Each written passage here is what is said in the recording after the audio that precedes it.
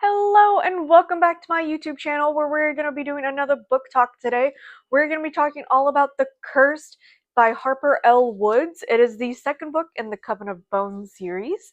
So as my other book talks work, we are going to just start out with doing a generic book review for anybody that is just interested in picking up the book or the series. I just want to share what I thought about the book. And then for those that have already read the book or just want to learn more, we're going to get into more of the nitty gritty, exploring some spoilers, getting some of my favorite quotes out, and all of that. So if any of that interests you, then grab your cup and join me on this talk. So for The Cursed, I thought it was really good. Personally, I gave it 4 stars. And I think on my Instagram and I'd given it 5 stars. But after I thought about it a lot, I I started comparing it to all of my other 5-star books, which is Throne of Glass, A Court of Thorns and Roses, Throne of the Fallen, I just went blank, Crescent City, and Fourth Wing, and just all of those books. I don't think that this book holds a candle to that, but it's also, I don't think it's in those same genres. It's specifically, I think, a fantasy dark academia book. It's not a romance fan. It's a dark academia book. So it's like Haunting Adeline,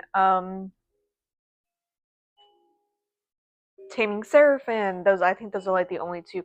Oh, Gothicana, and like those types of books, with some fantasy in there. But I don't. I feel like more of the focus is on the dark academia, as well as the fantasy, a little bit, and then with romance, like it's got all three. For me personally, it checked all of the boxes for it to be a great book. Enemies to lovers, you've got witches, demons, some really great lines that I highlighted and I loved. But then it's got 3.6 stars on Goodreads. And a lot of those book reviews talk about how there's no plot. I I don't think there's no plot. I think there is.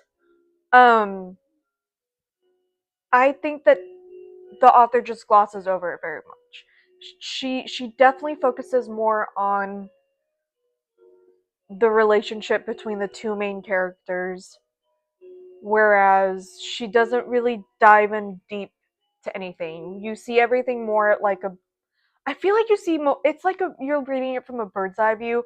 It's only 280 pages, and so I'd given it a 5 stars. And then when I thought about all of the other books that gives us so much more, I was like, you can't put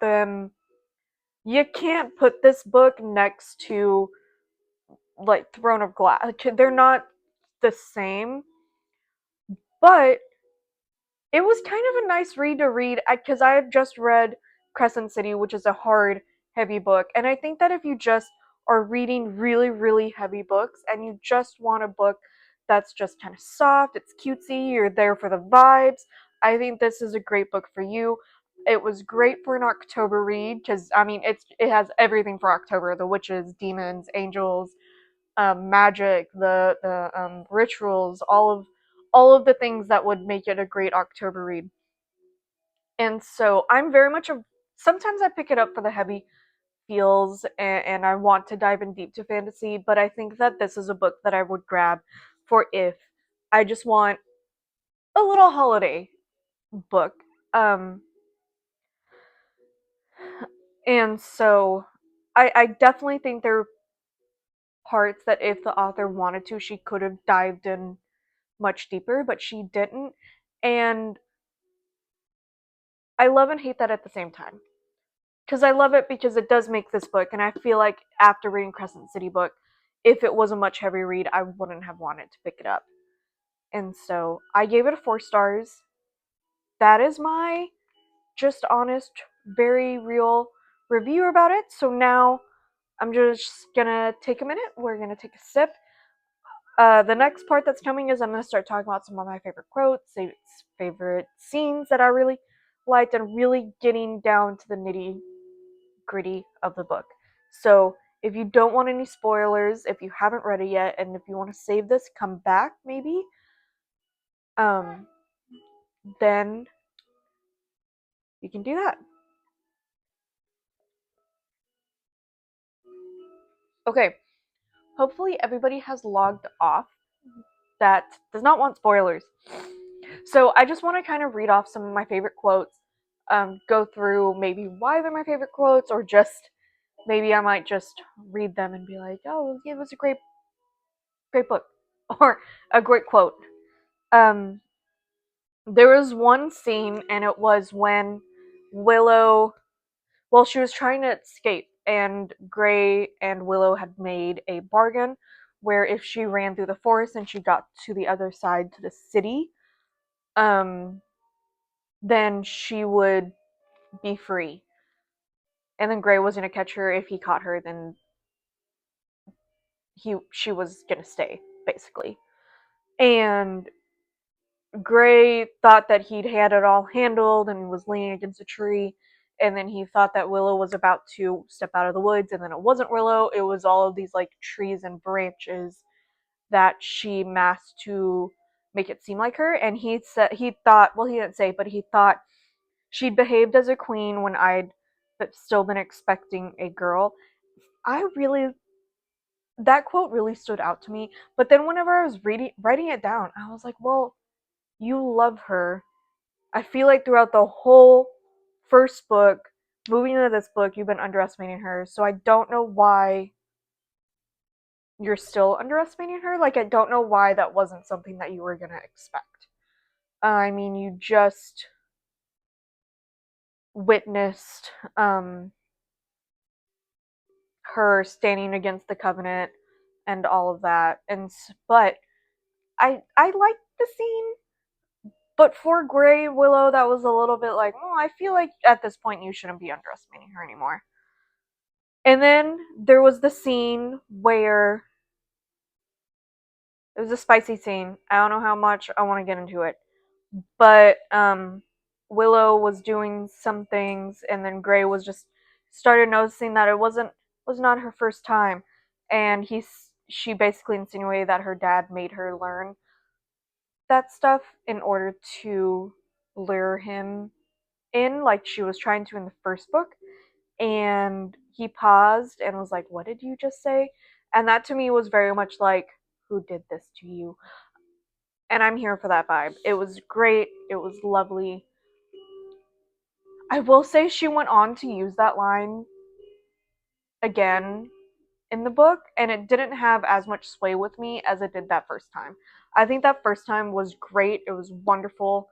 And then I think she needed to maybe try something else for that second line. Because the first time I highlighted it and it was great, and I didn't highlight the second time because I was like, well, we've been here before. But love that line. I loved when he said, "You're so much more than a sacrifice, Willow," and it just made me like Greymore and just him trying to persuade her to love him, to not love him, but to love herself, really. Um, and so that was awesome. Okay, so and then there was this line where she's in the whole maze that she'd created, and then there was the maiden, the mother, and the crone. And I might be remembering wrong, but I don't think so. But I feel like that was also in A Court of Thorns and Roses. Like, I feel like that was the three queens, right? There was some mention of it, I feel like. And so that just, I highlighted it because it made me think of that. Obviously, they don't have anything in common. Um, Loved the line, "I would never walk this place again if it meant I had you at my side in hell." I think that was my favorite line of the whole book. It was wonderful. It was great. Um, I think my favorite scenes are like the scenes where Gray and Willow are just like they're just talking because I think it's so sweet. Her friends, they don't really even get mentioned in the first book, and then all of a sudden she's like putting her life out there. They're her best friends and everything, and I feel like their whole very close knit friendship just came out of the blue for me. That was just a little bit like if that was gonna happen, I feel like because that needed to happen in the first book because they like her roommates were hardly mentioned in the first book. Okay, I just kind of started reading The Damned. If you don't want spoilers for The Damned, then go ahead and log off. But I'm gonna do just maybe a little bit of complaining. I was so excited to read it to continue on Gray and Willow's story, and it's about Margot and Beelzebub. First of all, partly, I know that it's like a historic name, like that was his actual name, but I hate that name. It gives me the ick. But like, it's in their point of view, and I was so ready for more Gray and Willow. I was not. I'm kind of. I haven't even started it yet, but honestly, I don't know if I want to. We're gonna give it a try. We'll see. I just was so excited because like Gray and Willow just got married. Like I feel like their relationship was still just beginning, and now they switch point of views, and it's very very sad. But it's okay. I understand why authors do that, but I also feel like because Sarah J. Maas did it too with A Court of Thorns and Roses, and she switched over to Cassian and Nesta, which was an amazing book. But I was not ready to leave Feyre and Reese's point of view. And now it just happened again, and I feel like I'm not upset about it. Well, yes, I am. But like, I had the same feelings with A Court of Silver Flames, and then it ended up being one of my favorite books. So maybe that'll happen with this book, so we're gonna give it a try. Hope you guys really, really enjoyed this book talk. If you did, please give a like and subscribe, and I will see you guys next time. Bye!